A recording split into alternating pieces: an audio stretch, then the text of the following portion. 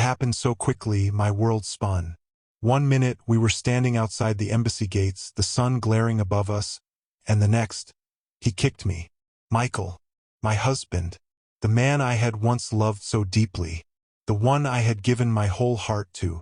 And yet, there I was, stumbling back, trying to hold my balance in my black heels, as his foot landed square on my side. "What the hell, Michael?" I whispered, dazed, my heart pounding. I could feel the crowd of people around us begin to hush, their whispers turning into stares. But none of it registered to him. He didn't care. "Shut up, Florence. I don't have time for this nonsense." Michael's voice was cold, his eyes full of rage. But it wasn't just anger. It was disgust. I had never seen him like this before. I had never been this humiliated. My entire body shook, not from fear, but from disbelief. In public, Michael had always been a man of pride. He was the one who always kept up appearances. Everything was about respect, status, and control. But here, outside that embassy gate, he had crushed all of that. I don't know what hurt more, the kick itself or the fact that everyone saw it. The families in their colorful attire, the diplomats in their suits, the market vendors who had paused their sales just to see the drama unfold. It felt like the whole world had stopped, just to watch me be humiliated. But there was something they didn't know, something Michael didn't know. I wasn't the powerless woman he thought I was. A foreign country, a passport that wasn't his, and millions of dollars. Yes, I had a secret, and it was time for him to find out. But not yet. Not yet. "You think this will change anything?" I spat, wiping the dirt from my dress. "You think your money and status can make me forget who I am? You think your stupid little tantrum is going to keep me quiet? Wait and see, Michael. Wait and see." I turned away from him, the rush of people around me still a blur. The weight of his betrayal sank deep inside my chest. How could I have been so blind? For years he had lied. To me, to our children, to everyone who thought we were the perfect couple. I tried to hold it together, but the truth kept coming back to me like a punch in the stomach. My husband had been cheating. Not once, not twice, but for months. And now he thought a simple kick outside the embassy gate would be enough to silence me. "Well, it's not," I whispered under my breath, glaring back at him. But this time it wasn't just anger that filled me. It was something else. Something much more dangerous. Something I had been hiding for years. "You really don't know who you're dealing with," I said, as I walked away, leaving him standing there.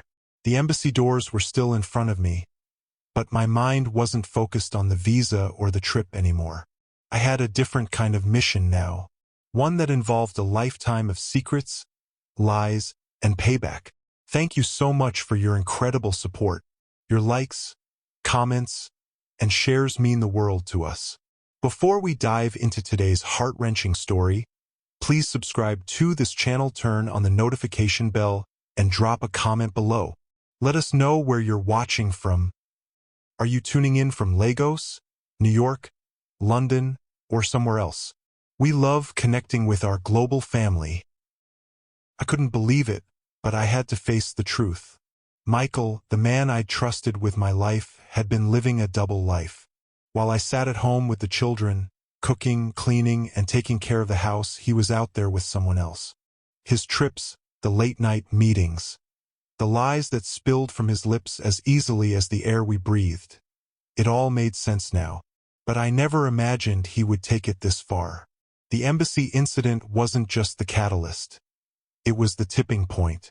I had walked out of there, stunned, humiliated, broken. But as I walked down the street, I could feel the sting of anger burning in my chest. With every step, my resolve grew stronger. The sweet woman I had once been, who allowed his lies to slide under the rug, was gone. A deep, heavy silence fell over me as I sat in the small cafe a few blocks away. The neon lights flickered above my head, casting a dim glow on the empty street outside. Felt like I was trapped in a movie. And yet, none of it was fictional. This was my life now. I ordered a simple cup of tea, but my mind wasn't on the warm liquid in front of me. No, it was on the phone I had secretly hidden in my purse. The number of the woman he had been seeing was on that phone. The same woman who had been sending him love texts and stealing the intimacy I thought was mine. Her name was Rachel. She lived in Abuja. A distant town, yes, but what did distance matter when hearts were no longer loyal? I took a deep breath and dialed her number. The phone rang twice before she picked up. Hello. Her voice was light, full of sweetness, like a woman who had no idea the storm that was about to hit her. Rachel, I said, my voice shaking despite my best effort to stay calm. Yes, who's this? This is Florence, I said, my words measured. Michael's wife. There was a brief silence on the other end of the line. Then, I heard the click of a breath being taken in, sharp and quick. Florence? She whispered, as if the name was a curse. I didn't know. No, I interrupted. You didn't know, but you should. I'm done being the fool, Rachel, and I'm done being disrespected. You think you've won? You think you can just walk into my life and steal my husband from me? You've got another thing coming. My heart raced as I said the words, but a part of me felt liberated. This was my moment of strength, even if it felt like a betrayal. I wasn't the victim anymore. No, now I was the one holding the cards. You have no idea what you're dealing with, I continued. You and Michael have been living a fantasy, but reality has a funny way of catching up. I won't be quiet. I'll make sure you regret everything. I'll make sure everyone knows who Michael really is. She didn't respond at first, but then I heard the faintest chuckle. It made my blood boil. You think you can do something? You think you're going to turn this around? She said, her voice turning bitter. You're nothing, just a housewife. The insult hit hard, but it wasn't enough to break me. If anything, it made me more determined. I had been the one who kept the family together, the one who had worked and cared for everyone. But I wasn't just a housewife. I was a force, and Michael was about to see just how much of a force I could be. I don't need to explain myself to you, Rachel, but you'll find out soon enough, I said. I'll make sure this story gets out. It's not just Michael I'm going after. It's you too. Before she could respond, I ended the call. My fingers trembled as I set the phone back down on the table. The warmth of the tea now seemed to mock me, and the cold outside didn't help. But in that moment, I knew one thing. I wasn't done. Not by a long shot. I stood up, a new fire burning in my chest. This wasn't just about Michael and Rachel anymore. It was about me reclaiming my power, about showing the world I wasn't someone to be stepped on. I was going to make them both pay. The next few days passed in a blur, filled with the subtle tension of knowing something was coming, but not knowing exactly when. Michael had no idea what was about to hit him. He thought the kick at the embassy gate had been enough to silence me. But I wasn't going to let it end there. And Rachel? She was in for a rude awakening. The days after that phone call with Rachel were like a slow-burning fire. Every glance Michael gave me, every moment we shared, felt tainted. The truth hung in the air like a thick fog, and no matter how hard I tried to ignore it, I couldn't. The betrayal wasn't just in the words Rachel had spoken. It was in the silence between Michael and me, in the way he now looked at me, as if I were the one who had broken something, as if I were the one who had shattered our marriage. But I wasn't going to break. No, I was going to build something stronger, something far beyond his control. As the days went by, I began to put my plan into motion. I had been sitting on this secret for far too long, but now was the time to strike. Michael had always thought he could control me with his money, his status, and his lies. But what he didn't know was that I had something far more powerful than all of that. Knowledge. I started with the embassy incident. The people who had witnessed what happened outside the gates. Some of them weren't just ordinary bystanders. Some of them were powerful. I made a few calls. The gossip that followed Michael's outburst spread fast. I wasn't sure how, but somehow it got back to me that there were whispers in high places about my husband's behavior. I wasn't just going to let it stay as one embarrassing moment. No, I was going to turn it into a nightmare for him. And Rachel? She wasn't going to get away without being exposed either. It didn't take long for me to get my hands on the embassy's visitor logs.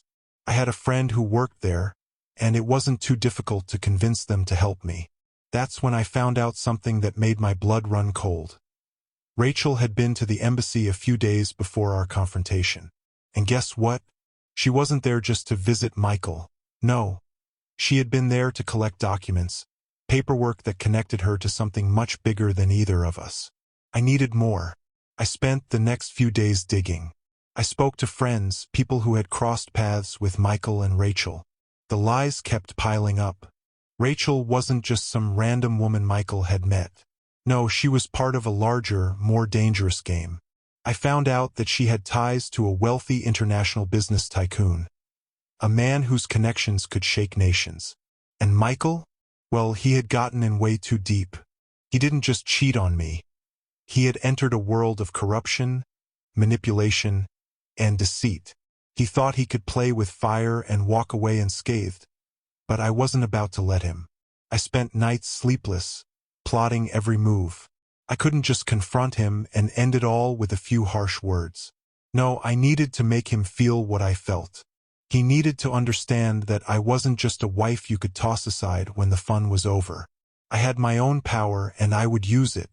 Meanwhile, I noticed small changes in Michael's behavior. He was paranoid, checking his phone constantly, watching over his shoulder as if he feared being followed. I had become invisible to him, and yet, I could see everything. I smiled to myself. He had no idea that the walls he had built around himself were slowly closing in. Every move he made now, every lie he told, was being watched. The woman who had been loyal for so long was about to become his worst nightmare. But there was one thing I had to do before I could go any further. I had to have a face-to-face confrontation with Rachel. The time for secrecy was over. She needed to know that I wasn't going to quietly let her take what was mine. I found her address. She lived in a fancy part of Abuja, far from the hustle and bustle of the city, where everything looked pristine and untouched. I walked into her neighborhood, dressed casually in a simple red dress. I didn't need to look like I was trying to impress anyone. I wasn't there to play games. I was there to finish this. I knocked on her door, my heart racing, but my steps steady. When she opened it, her face went pale. She didn't expect me to show up, but there I was. "What do you want?" she asked, her voice shaking slightly. I stared at her for a moment, letting the silence hang between us. I wanted her to feel the weight of the situation. "I want you to understand that you don't have the power here. You never did," I said, my voice low but firm. "This game you're playing with Michael? It's over." She took a step back, her eyes widening, but she didn't say anything. "I'm not going to let him continue this way," I continued. "And you, Rachel, are going to regret ever getting involved." She opened her mouth to speak, but I cut her off. "You have no idea who I am, or what I'm capable of, but you're about to learn. Both of you." I turned and walked away before she could respond. As I left her doorstep, I could feel a sense of satisfaction settle deep in my bones.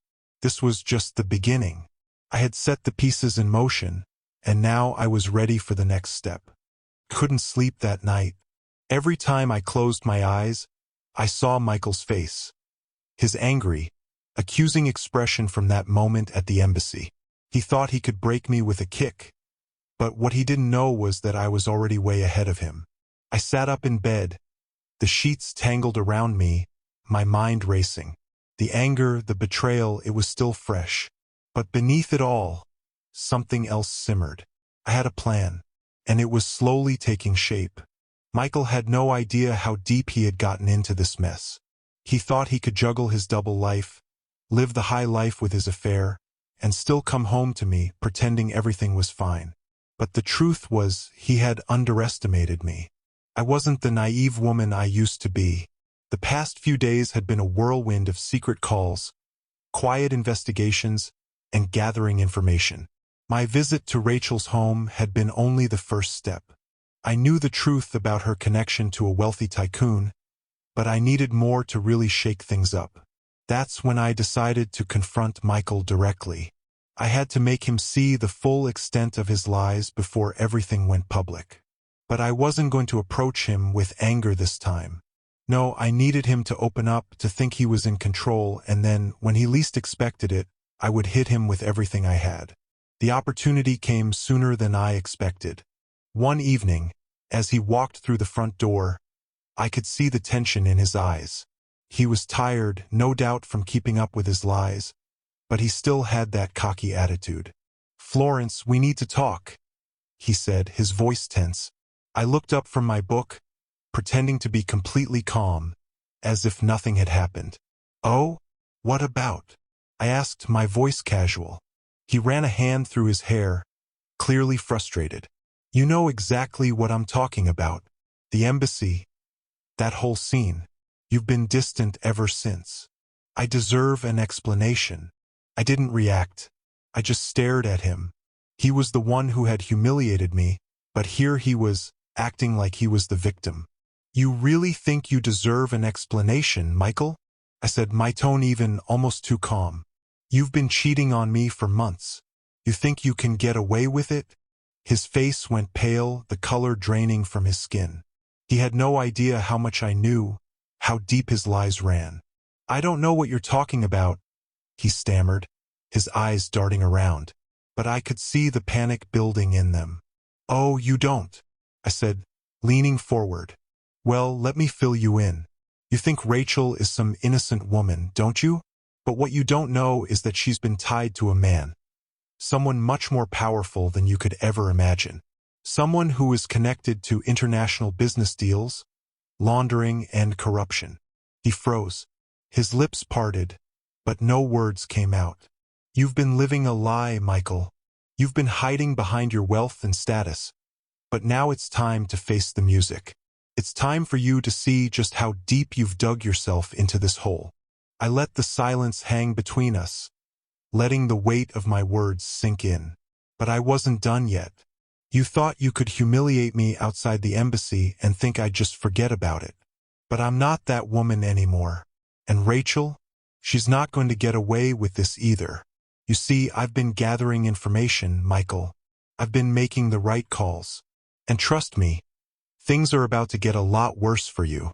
His face contorted with confusion and fear. "Florence, stop. What do you mean? What are you going to do?" I stood up, walking slowly toward him, every step deliberate, every word calculated. "I'm going to make sure the world knows who you really are.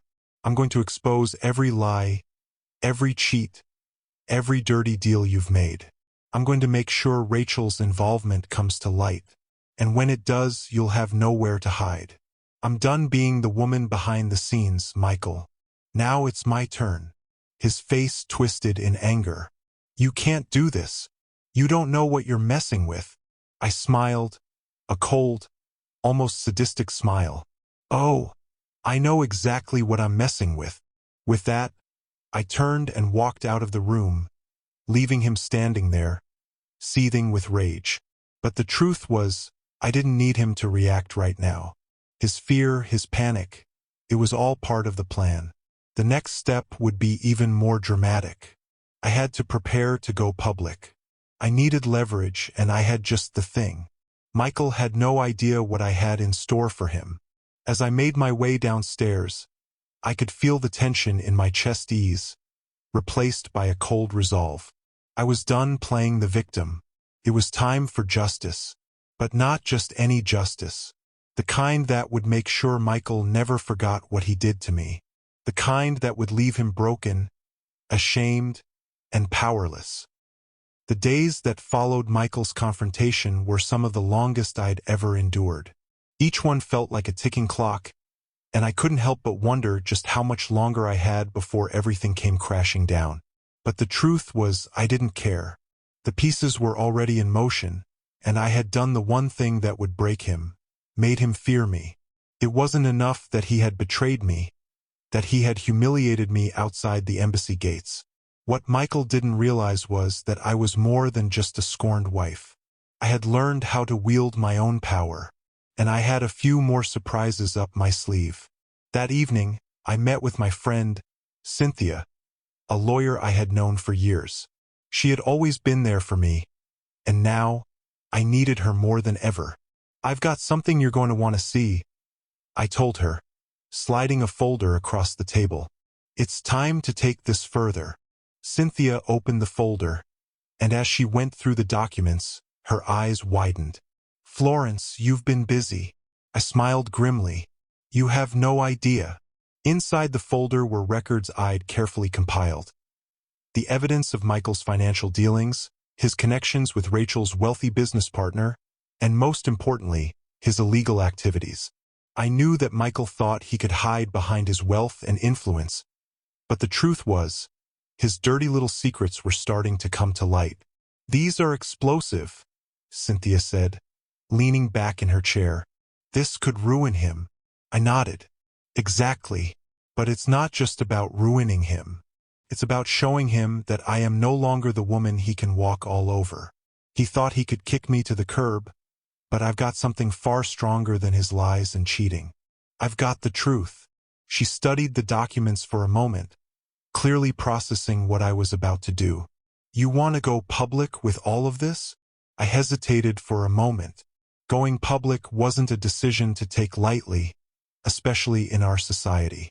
Scandal could be devastating for a family, especially one with as much status as Michael's. But it wasn't just about me anymore. This was about making sure he never got away with what he had done, not just to me, but to everyone else he'd wronged. I couldn't let him destroy other lives the way he'd destroyed ours. "I have to," I finally said. "He needs to be held accountable, and I need to take control of my own life again." The next morning, I prepared for the hardest conversation of my life. I was going to tell Michael that I was done. No more pretending, no more games. When I walked into our bedroom, Michael was standing by the window, his back to me. His posture was tense, as if he was expecting something. "Florence, I didn't mean for things to get this far," he said, his voice low. "I'm sorry. I made a mistake." The apology wasn't real. I could tell. It was just another way to get me to back down, to make me believe that he actually regretted his actions. But I wasn't fooled anymore. "Michael, you don't get to apologize now," I said, my voice cold. "It's too late for that." He turned to face me, confusion and desperation written all over his face. "What do you mean? We can fix this. We can make things right." I shook my head, feeling the weight of everything I had been through. "No, we can't. You've crossed a line I can never come back from. And now, I'm going to make sure everyone knows exactly who you are." The color drained from his face. "What do you mean by that?" "I'm not staying silent anymore," I said.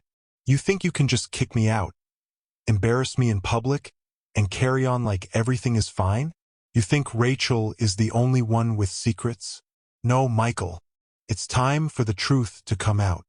I could see the panic rising in his eyes as the reality of what was happening sank in. "What are you going to do? You don't understand. If you go public with this, it'll destroy both of us." "I'm sorry, Florence. I'll do anything. Just don't ruin everything." I stepped closer, my eyes locked on his. "You did this to yourself. Now you'll face the consequences." I reached into my bag and pulled out the folder with all the evidence I had gathered. I placed it on the table between us. "This," I said, pointing to the documents, "is just the beginning. I'm not afraid to take this all the way. The world will know what you've done, Michael. And Rachel, too. She's not going to hide behind you anymore." He stumbled back, his eyes darting from the folder to me. "You're insane. You can't do this. This is madness." But I didn't back down. I had seen enough, endured enough. I wasn't going to let him destroy me or anyone else. The time for silence was over. Now, Michael would have to face the consequences of his choices. I could feel a strange sense of power wash over me as I walked out of the room. The weight that had been pressing down on my chest for so long was starting to lift. It was time for him to see what it meant to lose everything because of the lies he'd told. Later that day, I called Cynthia. "It's time," I said. "Let's make sure the world knows who Michael really is." And that was when I began to send everything to the press. The day I sent everything to the press, I felt a strange mixture of fear and relief. The power that had been simmering beneath the surface for months now felt like a boiling pot about to spill over. But there was no turning back. I had made my decision, and the truth was going to burn through every lie Michael had built. By evening, the calls started. The press, reporters from different outlets, were all reaching out to confirm the story. They had the documents, the evidence, everything they needed. But they didn't have one thing: Michael's side of the story. I didn't care. He had made his bed, and now he would have to lie in it. He thought his wealth and status could protect him, but he was wrong. His world was about to be flipped upside down, and there was nothing he could do to stop it. The next day, the headlines came. Everywhere I looked, there was his name: Michael Olamide, a businessman, a family man, and a cheat. The articles were brutal, laying bare his financial dealings, his connection with Rachel, and his involvement in shady deals that were too big to ignore. The world knew now. They all knew who he truly was. I didn't look at the articles myself at first. I didn't need to. I knew exactly what they would say. But what I hadn't prepared for was the reaction of the people in our community. People who once admired him, who once looked up to him for his business success and perfect family image, were now calling me, apologizing for not seeing the truth sooner. The betrayal, it seemed, was not just mine. It was shared by everyone who had ever trusted him. The first person to call was Rachel. Her voice was shaky, panicked. "Florence, you need to stop this. This isn't what you think." "I didn't mean for things to go this far," she pleaded. I laughed bitterly, shaking my head as I sat at the kitchen table. "No, Rachel. You don't get to play the victim now. You knew exactly what you were doing. But you'll find out soon enough. You're not going to hide behind Michael anymore. The truth is out." There was a brief silence on the other end. "You've ruined everything," she whispered. "You'll regret this." "I'm already living with the regret of being blind to Michael's lies. But don't worry, Rachel. You'll have your day in court. Both of you will." I hung up the phone, feeling no satisfaction from her words, no remorse from Michael. But the worst part was the realization that they both had been living in a world of falsehoods for so long, and now they were both going to pay the price. I wasn't finished yet. Michael had a way of turning the tables, of making people believe he was the victim. But I wasn't about to let him do that. Not now. I knew he would try to spin the story, to make it seem like I was the one who had betrayed him, the one who had exposed everything. But he didn't have my strength. He didn't have the courage to face what he had done. The next step was to make sure everyone saw the truth about him, and it wasn't just going to be through the media. I arranged a meeting with some of the key people Michael had worked with, his business associates, people who had long turned a blind eye to his affairs and corrupt dealings. I wanted to make sure they understood that he was no longer the man they thought he was.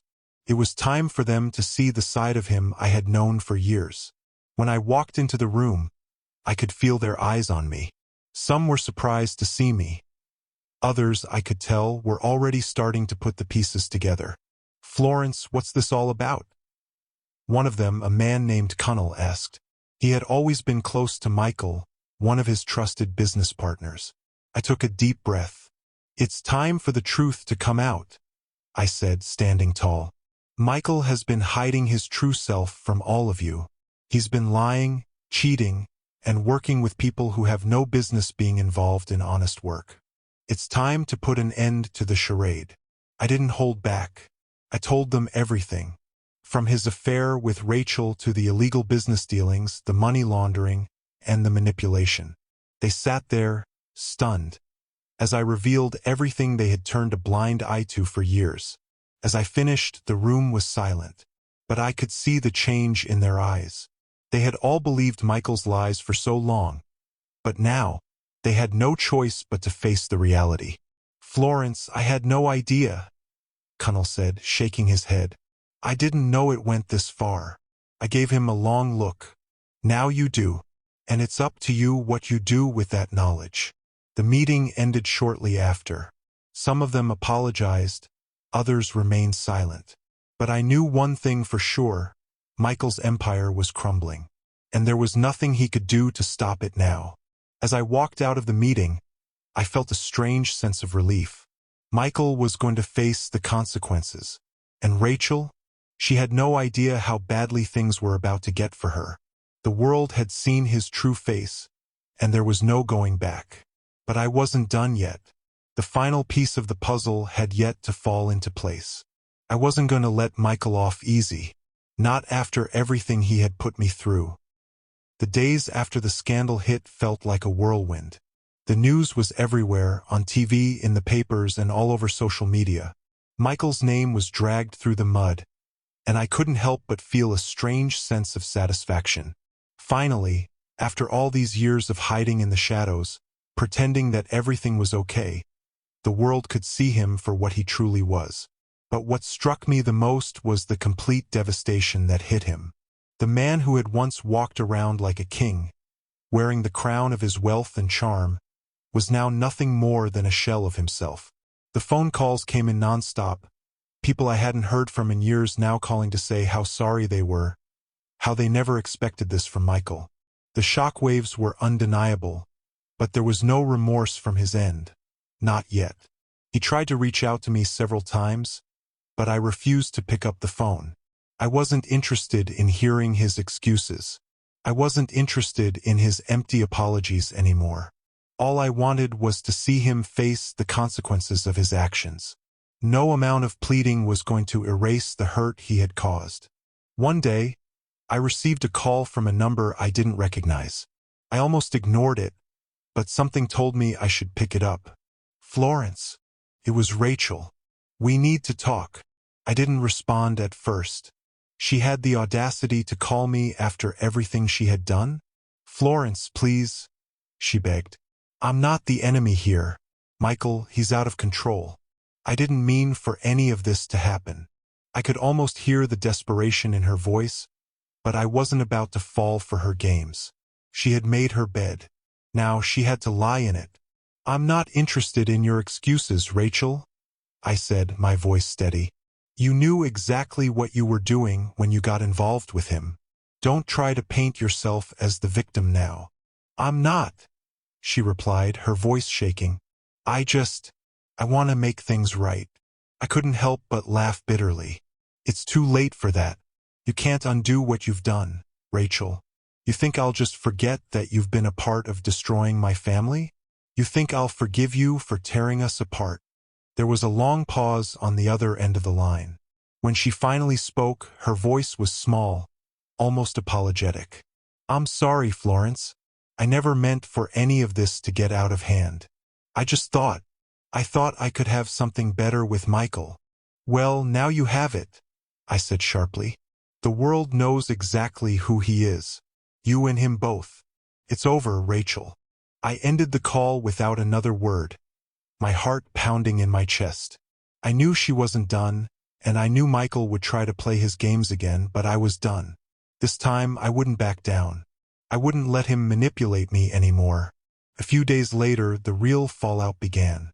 Michael, who had once been untouchable, was now losing everything. His business deals crumbled. Partners pulled out. The social gatherings he had been so used to attending became too awkward for anyone to be seen with him. The public shaming wasn't just about the affair or the lies. It was about everything that had been built on those lies. I sat back and watched it all unravel, but I wasn't done. There was still something left to do. One afternoon, Michael showed up at the house. He was different now. There was no bravado, no sense of superiority. He looked like a man broken beyond repair. His once pristine suit was wrinkled, his tie crooked. His eyes were bloodshot, and his face had aged years in just a few days. "Florence," he said quietly, standing by the door. "Please, Can we talk? I didn't invite him in. He wasn't welcome. What do you want, Michael? I asked coldly, crossing my arms. I want to fix this, he said, his voice barely above a whisper. I want to make things right. I've lost everything, my career, my reputation. You've completely ruined me. I didn't flinch. You ruined yourself, Michael. You did this. I didn't have to lift a finger to watch your world fall apart. You think I deserve this? He asked, his voice rising in desperation. After everything I've done for you, for this family? I think you deserve exactly what's happening to you, I said. Maybe even more. You thought you could have it all, Michael. Cheat, lie, humiliate me, and still come out on top. But now the truth is out. And it's not just about what you did to me. It's about everything you've hidden. Your life, your world. It's all a lie. I could see the tears welling up in his eyes. For the first time, I could see how much he had been affected by the exposure. But I didn't feel sorry for him. Not anymore. You don't know what it's like, he said, his voice cracking. To lose everything. To be the one everyone turns their back on. Oh, I know exactly what it's like, I replied, my voice steady. I've been the one you betrayed. I've been the one who stood by you, only to find out that none of it was real. None of it was worth anything. He took a step forward, reaching for me, but I stepped back. Don't touch me, I said sharply. I'm done with you. There was a long pause before he spoke again, his voice broken. Florence, please. I don't know what to do. I don't know how to fix this. You can't fix it, I said, my heart cold. You don't deserve to fix it. You've lost everything. And now you'll have to live with that. I watched him turn and walk away, his shoulders hunched in defeat. And as I stood there, watching him disappear into the distance, I felt the last of my anger begin to fade. There was no more revenge to take, no more tricks to pull. The justice had been done. It's funny how quickly things can change. 1 minute, your world is upside down, shattered by betrayal, humiliation, and anger. And the next, you're standing in the calm aftermath trying to figure out what comes next. That's where I found myself after everything had exploded. After Michael's fall from grace, after Rachel's desperate pleas, after all the secrets came to light. For days, I walked around in a daze, unsure of what to do with myself. I didn't miss the constant stress or the lies, but there was a void. The life I had known for years, the life I had built with Michael, was gone. And even though he deserved everything he got, I couldn't ignore the emptiness that lingered. I tried to focus on the children. They had been through so much, and I didn't want them to feel the weight of our broken family. I threw myself into their lives. School meetings, homework, making their favorite meals, and filling our home with the laughter that had always been so hard to find in the chaos of adult drama. But there were still moments when the reality of it all hit me like a wave. I had been so wrapped up in Michael's lies, in the revenge, in the drama, that I hadn't truly stopped to think about the future. What was I going to do now? A week passed, and as I sat in the living room, my mind wandered to the next step. I knew that things weren't just going to magically get better. I had to rebuild. I had to find myself again, find the strength I'd buried for so long. That's when I got a call from Cynthia. Florence, I've been thinking, she said, her voice bright with a kind of excitement I hadn't heard from her in a while. You've been through so much, and now it's time to take control of your future. Have you thought about moving on from all of this? From the pain, the memories? You need to focus on you now. I sighed, my mind racing. I've thought about it, Cynthia, but I don't know where to start. Everything feels like a mess. You've got so much to offer, Florence, she said, her words full of warmth.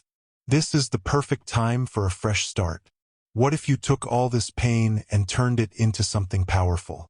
Something that not only helps you, but also inspires others who are going through the same thing. The thought of turning my pain into something positive was foreign, But the more I thought about it, the more I realized how true it was. I had been through the depths of betrayal, shame, and public humiliation, but I had survived. I wasn't just a victim of my circumstances anymore. I was a woman who had reclaimed her power. "I'm listening," I said, feeling a spark of curiosity. "What if you wrote about it?" Cynthia asked, her voice confident. "What if you shared your story, your journey, of overcoming the lies, of finding strength after betrayal? You've got so much wisdom to share, Florence. And there are so many people out there who need to hear it." At that moment, something clicked inside me. The anger, the frustration, the hopelessness. They had all been steps toward something bigger. Maybe this was how I would heal. Maybe this was how I would move forward. "You're right," I said, my voice filled with new determination. "It's time for me to stop hiding. I can't erase the past, but I can control how I move forward. I can take everything that happened and turn it into something powerful." Cynthia laughed, the sound light and infectious. "That's the spirit, Florence. You're not alone in this. And you'll find so much healing in telling your story. You'll inspire so many women who've been through what you've been through." I took a deep breath, the weight on my chest easing just a little. "Thanks, Cynthia. I needed to hear that." That night, as I sat at the kitchen table with my notebook, I started to write. At first, the words came slowly. I was unsure of how to tell the story, unsure of how to relive the pain without getting caught up in it again. But then, something shifted. I wrote about the betrayal, about the lies, and about the anger that had once consumed me. I wrote about the moment I realized that Michael had taken so much from me, but he couldn't take my strength. And as the words flowed, I felt a weight lifting off my shoulders. It was like I was telling my soul's truth, laying it out on the page for the world to see. The process wasn't easy, but it was freeing. I realized that this was the beginning of my new life. In the days that followed, I started to share my story with others, close friends, online communities, anyone who would listen. And what I found was amazing. People wanted to hear it. They resonated with it. They shared their own stories of betrayal, of heartbreak, and of survival. The support was overwhelming. It wasn't about revenge anymore. It was about healing. It was about reclaiming the power I had let go of for far too long. And in doing so, I found a new sense of purpose. One afternoon, Michael reached out to me again. I knew this call was inevitable, but this time, I wasn't filled with anger or resentment. "Florence," he said, his voice hoarse, as if he had been crying. "I know I can never undo what I did, but I need you to understand that I'm sorry. I was weak. I thought I could handle everything, but I lost everything because of my own mistakes." I paused for a moment, the old pain threatening to resurface. But I wasn't the same woman anymore. I wasn't going to let him drag me back into that darkness. "I don't need your apology, Michael," I said, my voice calm but firm. "What I needed was your honesty, your loyalty. And you failed me, but I've moved on. I've learned to let go of the anger. I'm not that woman anymore." There was silence on the other end. "I understand," he said, defeated. "I hope you do," I replied. "But I've already made peace with everything. And now it's time for me to move forward. Without you." I hung up the phone, feeling lighter than I had in months. The final tie had been cut. Michael was no longer part of my story. I was free. The journey wasn't easy, but I had finally found peace. And now it was time to move forward, not as a victim but as a survivor. A woman who had taken control of her own destiny. It was strange how life had a way of throwing you curveballs.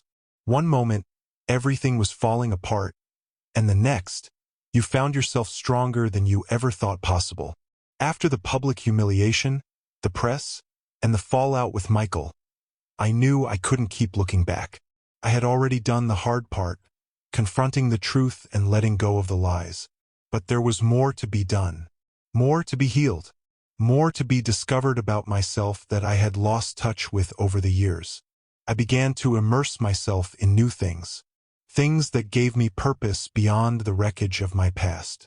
I started attending women's empowerment workshops, using my story as a way to connect with others who had been through similar pain. Felt good. It felt right. For the first time in years, I wasn't defined by my marriage or my relationship with Michael. I was defined by who I was now, strong, independent, and rebuilding. One day, I received a message that I had been waiting for. Cynthia had been right. Writing my story was the first step to healing. The second step was sharing it with the world. A local publisher reached out to me after reading some of my online posts. They wanted me to write a book about my journey, the pain, the betrayal, and how I found the strength to rise above it all. I felt a surge of emotions. The thought of writing a book hadn't even crossed my mind, but now it felt like a natural next step. I had a story to tell, and it wasn't just about revenge or heartbreak. It was about survival, growth, and empowerment. I agreed to the publisher's offer and began working on my manuscript. Writing wasn't easy. It was exhausting, reliving the pain of the past. But every word, every chapter, was a step forward.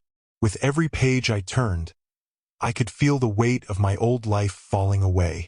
I wasn't the woman who had been kicked outside the embassy gate anymore. I was a woman in control of her own story. Meanwhile, the children continued to thrive. They were resilient, stronger than I ever gave them credit for. My son, Chijioke, had begun to show a passion for art, something I hadn't noticed before. He spent hours drawing and painting, and I encouraged him every step of the way. My daughter, Adana, found solace in dance. She was more outspoken now, her confidence growing day by day. Every time I saw them happy, I knew I had done the right thing by leaving Michael. I had broken the cycle of toxicity, and now we were all better for it. But Michael, he wasn't done trying to get back into my life. Despite everything, he still sent messages. Apologies, promises, empty words. And every time I read them, I felt nothing but indifference. I had seen his true face. I had seen the man he truly was, and I wasn't about to go back. One evening, as I was writing, I received a surprise visitor. It was Kunnel, one of Michael's old business partners. I hadn't expected him to come to my door, but there he was, standing in the doorway with a somber expression. "Florence," he said, his voice gentle. "I know this might be the last thing you want to hear, but I need to apologize. I should have seen what was happening with Michael.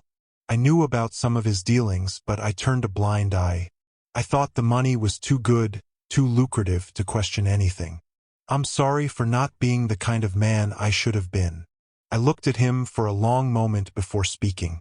"You don't owe me an apology, Kunnel, but you do owe yourself one. You knew what Michael was doing, and you didn't speak up. You chose money over integrity, and now we're all paying the price for it."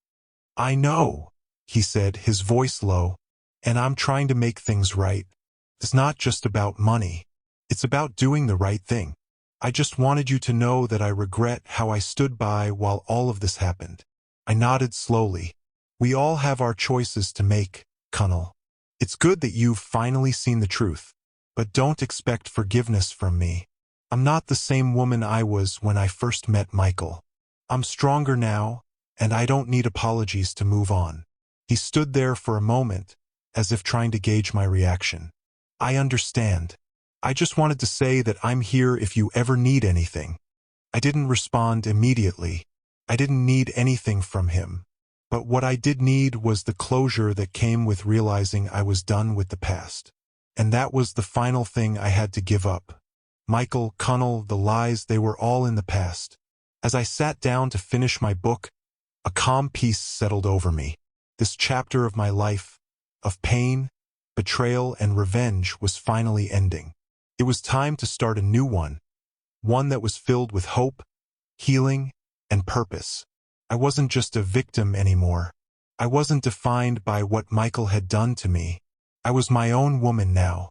The future wasn't just uncertain, it was full of possibilities. And for the first time in a long while, I wasn't afraid of what was to come. I was ready to face it head-on, knowing that no matter what, I had already survived the hardest part. The morning light filtered through the windows, casting a warm glow on everything it touched. I stood in front of the mirror, staring at my reflection. The woman who looked back at me was different from the one I had seen in the past, different from the broken, lost version of myself who had once allowed Michael's betrayal to define her. No, this woman was strong. This woman had survived the storm, had walked through the fire, and had come out the other side unscathed.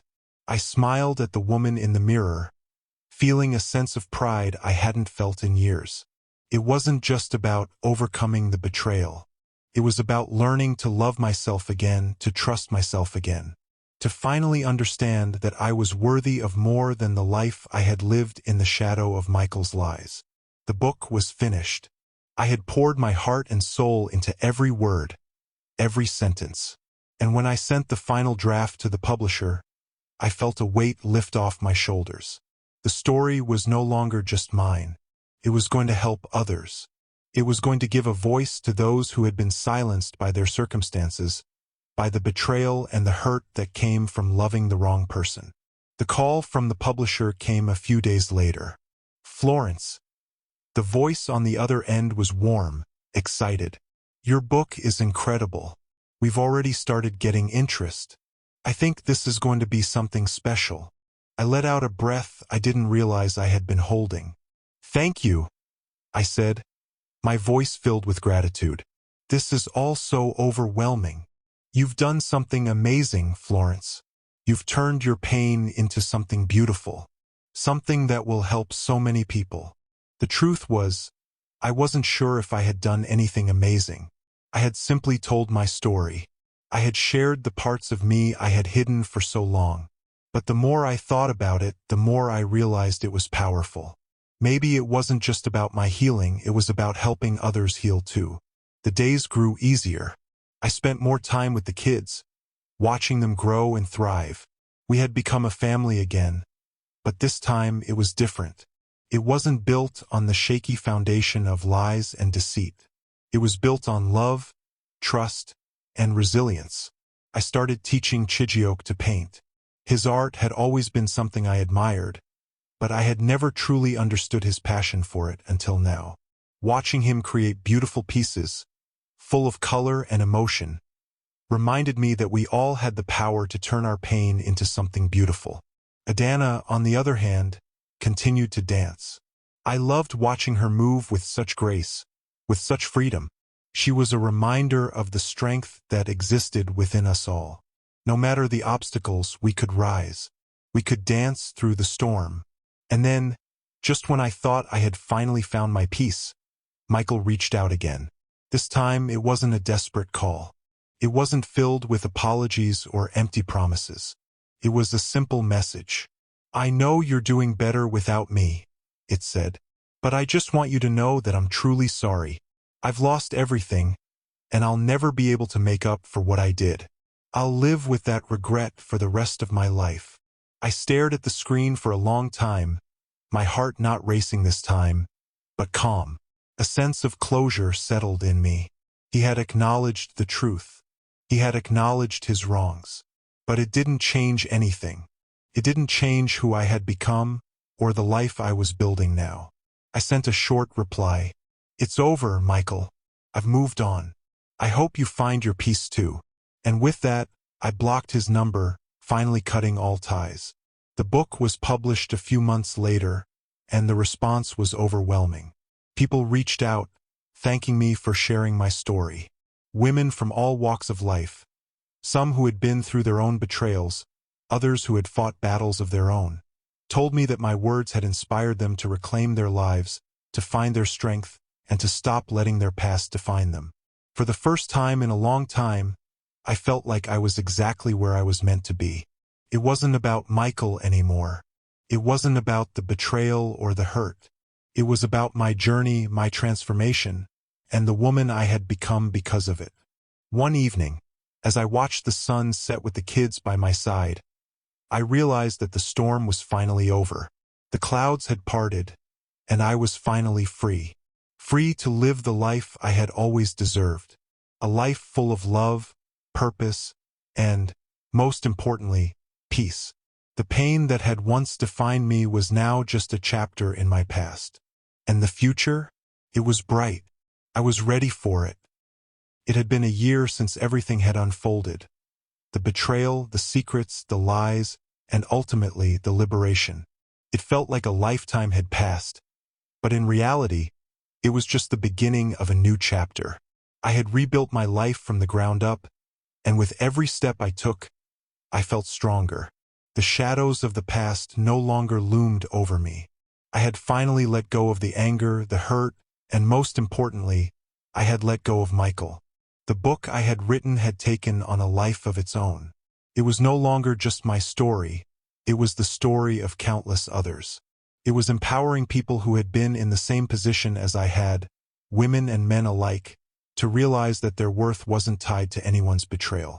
It was a realization that we all had the strength to rebuild from our brokenness. I stood in front of the mirror one morning, as I had so many times before. But this time there was something different. This time I wasn't just staring at a woman who had survived. I was staring at a woman who had thrived. "You did it?" I whispered to my reflection, a smile tugging at my lips. "You really did it." It wasn't just about surviving anymore. It was about living fully, living on my terms, in my own space with my own peace. Over the months, I had been able to build stronger relationships with people who truly cared about me. Friends who supported me when I was at my lowest. Cynthia had become more than just a friend. She was my ally, my mentor, and someone I could count on no matter what. Together, we had built a community of women who shared their stories of resilience, helping each other heal in ways that no one else could understand. But there was more. There was a new sense of purpose that called to me each day. I began to speak at conferences not just about my story, but about what it meant to take back control, to own your narrative. One evening, as I prepared for another talk, I sat down to reflect. I was no longer the woman who had stood by Michael's side, who had let him control my life. I had become a woman who reclaimed her voice, her identity, and her power. And it felt incredible. My children, Chijioke and Adana, were thriving too. They had seen their mother's strength and resilience, and now they carried those same qualities with them. I watched as Chijioke's art blossomed, and Adana's dance performances grew more confident. They were no longer children who were caught in the middle of a broken marriage. They were becoming the young adults they were meant to be, full of promise and passion. And for that, I was grateful. They were proof that even in the most difficult circumstances, love and hope could still flourish. Then came the unexpected message. It was from Michael. I hadn't heard from him in months, and honestly, I wasn't prepared for it. I had moved on. I had let go of the bitterness. And yet, when I saw his name pop up on my phone screen, I hesitated. I thought about it for a moment, and then I read the message. "I've been to therapy. I've been trying to change. I understand now how wrong I was. I can never undo the past, but I'm trying to be better. I'm not asking for anything, Florence. I just wanted you to know that I'm truly sorry." For a long moment, I stared at the screen. A part of me felt sympathy for him. I could see how much pain he was in, how much he had lost. But I also knew that this apology, no matter how sincere, didn't change anything. The truth was I had already healed. I had already forgiven him, not for his sake, but for mine. But forgiveness didn't mean I had to allow him back into my life. I had learned that my peace mattered more than anything else. I didn't respond to the message right away. Instead, I put the phone down and took a deep breath. I had no need to carry his burden anymore. When I finally responded, it was short, kind, but firm. "Michael, I've moved on. I hope you find the peace you're searching for. I'm in a good place now, and I wish you the best." I sent the message, and with that, I closed the door on the past once and for all. As I looked out the window that night, watching the stars twinkle above, I realized just how far I had come. It hadn't been easy. The journey had been long, filled with tears and heartache. But I had come out of it stronger, wiser, and more at peace than I had ever been. The woman I was now had learned the greatest lesson of all. No one could define my worth but me. I was the author of my own story, and no one else had the power to rewrite it. With a smile, I turned away from the window.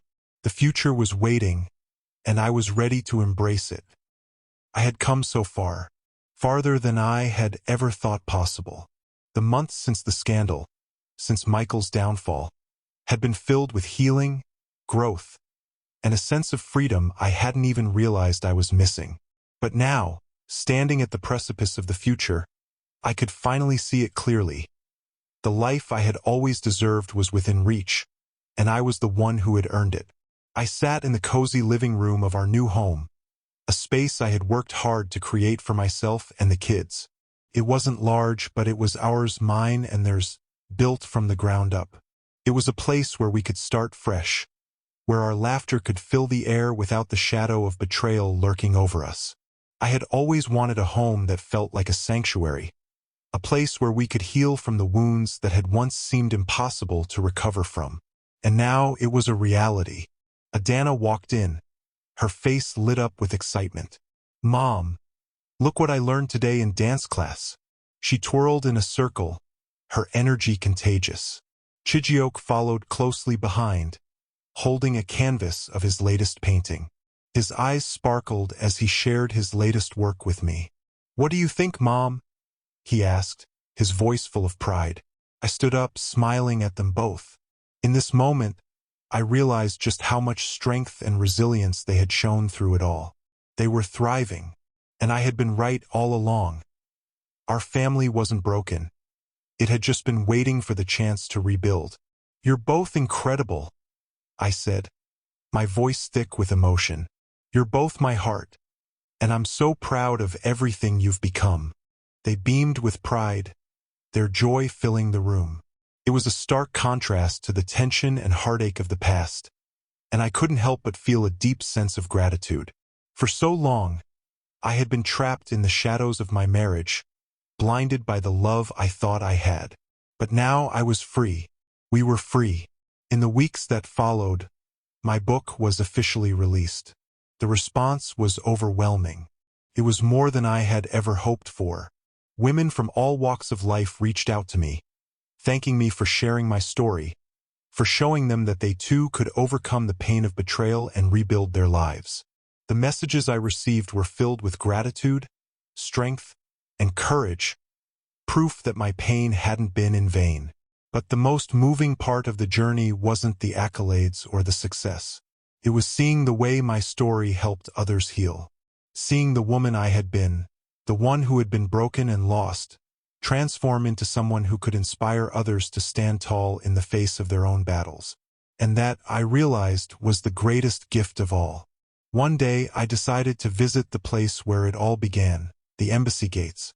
It had been months since the incident, but I needed to stand there, to face it one last time, to show myself that I was no longer the woman who had stood there, humiliated and broken. As I walked up to the gates, I closed my eyes for a moment, taking in the air. The sounds of the busy city around me felt distant, almost muted. I had come here so many times before, but today it was different. When I opened my eyes, I didn't see the woman who had been kicked to the ground by her husband. I didn't see the woman who had been left to pick up the pieces of her shattered life. No, today I saw a woman who had rebuilt herself, strong, resilient, and unapologetically herself. The winds stirred, as if the world itself was acknowledging my growth. I smiled, a tear slipping down my cheek. It wasn't sadness, it was liberation. The past had finally been put to rest. And in that moment, I knew that no matter what came next, I was ready. The future wasn't perfect. It never would be. Life was messy and unpredictable, full of unexpected twists and turns. But for the first time, I was okay with that. I had no expectations other than to live fully, to love without fear, and to continue growing. And the best part? I was no longer doing it alone. My children, Cynthia, my new friends, and the community I had built were all a part of this new chapter. We were all on this journey together, learning, healing, and finding joy in the moments that mattered. As I sat down one evening to reflect on everything I had been through, I realized that this was the true victory. Not the downfall of Michael, not the exposure of his lies, but the way I had reclaimed my power. I had survived the storm, and now I was living in the calm. The life I had always dreamed of was no longer a distant fantasy. It was real, and I had earned every bit of it.